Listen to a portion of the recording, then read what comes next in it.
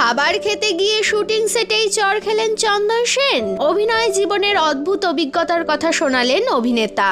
Bangla film ইন্ডাস্ট্রির একজন লড়াকু এবং দৃঢ়চেতা অভিনেতা হলেন চন্দন সেন। 1977 সালে বিখ্যাত নাট্যদল নাট্য আননে সৃজনশীল পরিচালক এবং অভিনেতা হিসেবে তার কেরিয়ারের শুরুয়াত। দীর্ঘদিন ক্যান্সারের মতো মরণ ব্যাধির সঙ্গে লড়াই করেছেন, কিন্তু তবুও তিনি তার শিল্প সাধনা থেকে দূরে সরে থাকতে পারেননি। তবে একবার এক অনভিপ্রেত ঘটনার মুখে পড়তে হয়েছিল তাকে।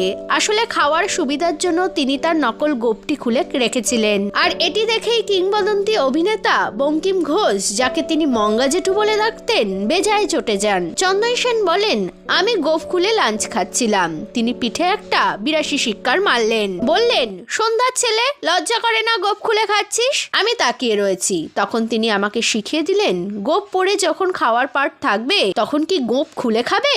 সকালবেলা গোঁফ পরবে, প্যাক আপ বললে তারপরেই গোঁফ খুলবে, তার আগে নয়। আমি এই ধরনের মাস্টার মশাইদের পেয়েছি, আর সেটা আমার একটা খুব বড় সৌভাগ্য।